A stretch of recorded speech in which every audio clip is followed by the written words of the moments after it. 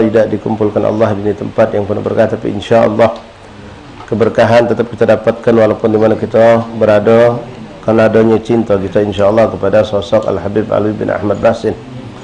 Adanya cinta kita kepada ini tempat, mudah-mudahan Allah Subhanahu wa taala menjadikan ini tempat selalu menjadi saksi kita di hadapan Allah, syahidan lana la alaina. Dan sebagaimana Allah mudahkan kita untuk mengambil keberkahan rumah-rumah aulia yang ada di Palembang ini, tidak hanya di rumah ini, insyaallah di rumah-rumah aulia yang lain pun kita akan dikumpulkan Allah dalam ketaatan, dalam ibadah, dalam melakukan hal yang menggembirakan hati Rasulullah dan yang merupakan amalan kehidupan mereka para aulia Allah, yaitu menghidupkan majlis ta'lim.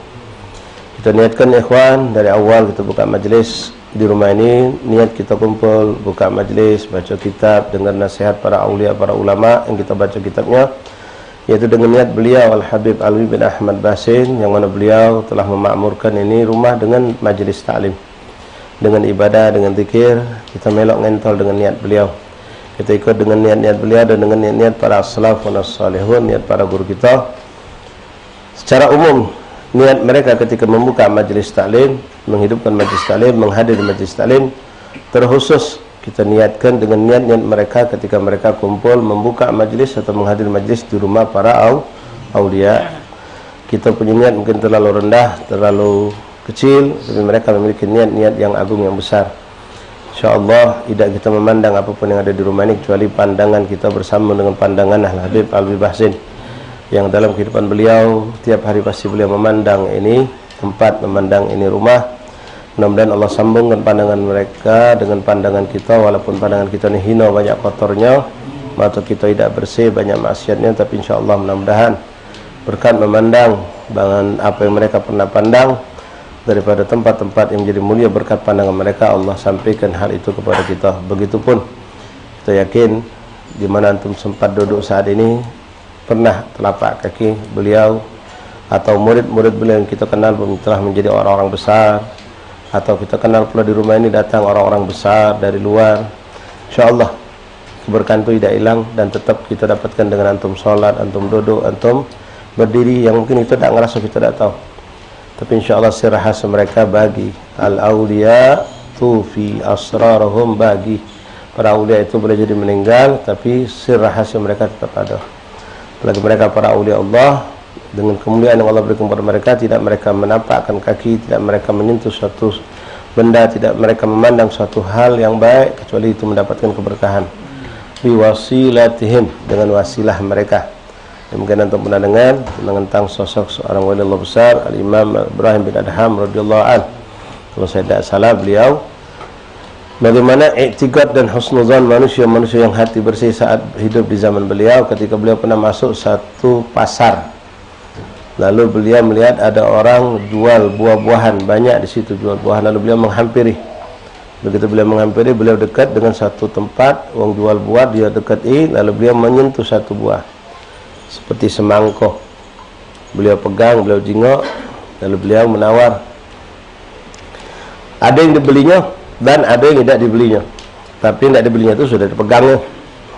Begitu beliau kembalikan barang yang tidak dibeli, buah tadi, beliau ngambil yang beliau bayar, beliau jalan, berdeguk, langsung dibasuh itu Palembang, berdeguk, langsung marahi warung itu karena berebut nak beli buah yang tadi, buah yang sudah disentuh oleh sosok agung waliullah yang mulia tadi.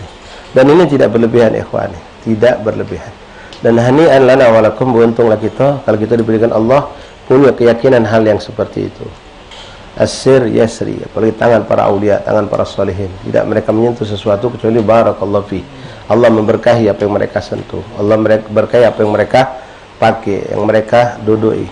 Makanya tidak berlebihan kalau kita berebut gelas-gelas bekas minuman, bekas makan orang-orang soleh. Ya karena itulah yang mereka pakai, yang mereka gunakan. Jadi bukan hanya sejadah mereka, bukan hanya tempat yang mereka pakai untuk ibadah, tapi yang mereka pakai untuk kehidupan seharian pun itu ada keberkahannya, ya, ada keberkahannya. Sampai sekarang pun kalau anda pernah masuk beberapa tempat rumah yang ada di Palembang, yang ada pernah ditinggali orang soleh atau pernah dikunjungi orang soleh, Sohibul Bait dengan bangga menjadi tahu, nah Ustaz Habib Fulan dulu pernah duduk di sini. Padahal Habib itu cuma sekali masuk Palembang, duduk di situ pun cuma hitungan beberapa jam. Waktu beliau ke Palembang mampir kemudian, nah duduknya di sini Ustaz. langsung kita ambil berkah. Ya, duduk sekali, bukan di sini tempat ibadahnya, bukan itu rumah aulia yang di sinilah. Itu sosok ulama, sosok aulia datang ke Palembang, masuk ke suatu tempat, dia pengen ambil berkah dari rumah tersebut, duduknya di sini, masih diingat oleh Syaikhul Bait dan dia nunjukkan tempatnya di sini. Subhanallah. Dan memang itu hak, bukan satu yang berlebihan. Ya, bahkan sahabat Rasulullah SAW ya tidak pernah melalaikan hal-hal yang seperti ini. Tidak pernah mereka lupakan, mereka berebut apapun yang berhubungan dengan Rasulullah, bersentuhan dengan Rasulullah SAW. Mudah-mudahan kita diberikan Allah hal-hal yang seperti itu dan tidak berlebihan, dan tapi juga insya Allah bukan hanya berebut berkah ikhwan Allah, tapi juga menjalankan apa yang mereka jalankan, melakukan apa yang mereka lakukan, menjaga hati kita dari hal-hal yang buruk terhadap mereka. InsyaAllah ilmu yang mereka sampaikan kita amalkan, amalan-amalan yang mereka berikan kita kerjakan. Baik, insyaAllah. Ya, bukan cuma berebut berkah. Hanya banyak juga yang berebut berkah, tapi gawe wong soleh itu tidak pernah dipelokinya. Masyaallah ahbab rahimakumullah. Alhamdulillah, alhamdulillah, alhamdulillah. Malam hari ini kita masuk malam ke-27 daripada bulan Syawal.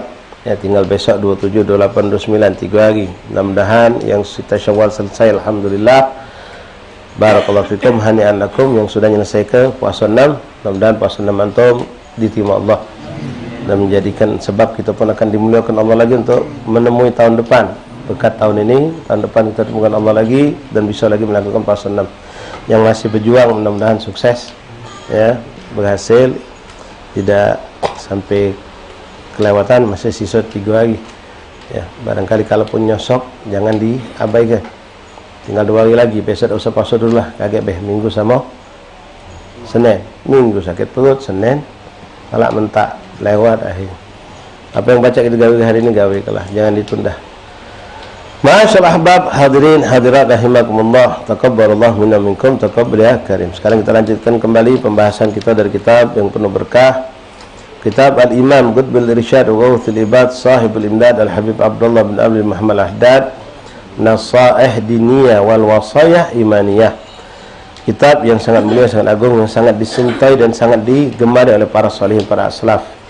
Mereka senang membaca kitab ini karena isinya begitu nikmat, bahasanya pun sederhana, dan memang dari keberkahan sahibul kitab, orang yang membaca kitab ini biasanya langsung mengimu dan beramal dengan isi apa yang ada di kitab. Bahkan kita tahu kitab ini ikhwan, dikatakan oleh salaf, intisari dari apa yang ada di Ihya Ulumuddin itu ada dalam kitab ini. Jadi kalau kita tidak sanggup, tidak punya waktu, tidak mampu untuk membaca Ihya Ulumuddin, kita bisa mengambil membaca ini kitab Nasaih Diniyah, maka insya Allah apa yang ada di Ihya kita dapatkan lewat kitab ini, insya Allah. Walaupun bentuknya sederhana, tidak berjilid-jilid, dengan bahasa yang juga cukup sederhana, karena isinya tidaklah sederhana. Masyaallah ahbab rahimani rahimakumullah. Alhamdulillah, sekarang kita masuk pembahasan yang berikutnya, pembahasan tentang mabhasul ilmi, pembahasan tentang ilmu, tentang fadilah ilmu, fadilah orang yang berilmu, fadilah menghadiri majlis-majlis ilmu, bagaimana kedudukan mereka dan bagaimana cara kita dalam menuntut ilmu agar ilmu kita dapatkan berkah.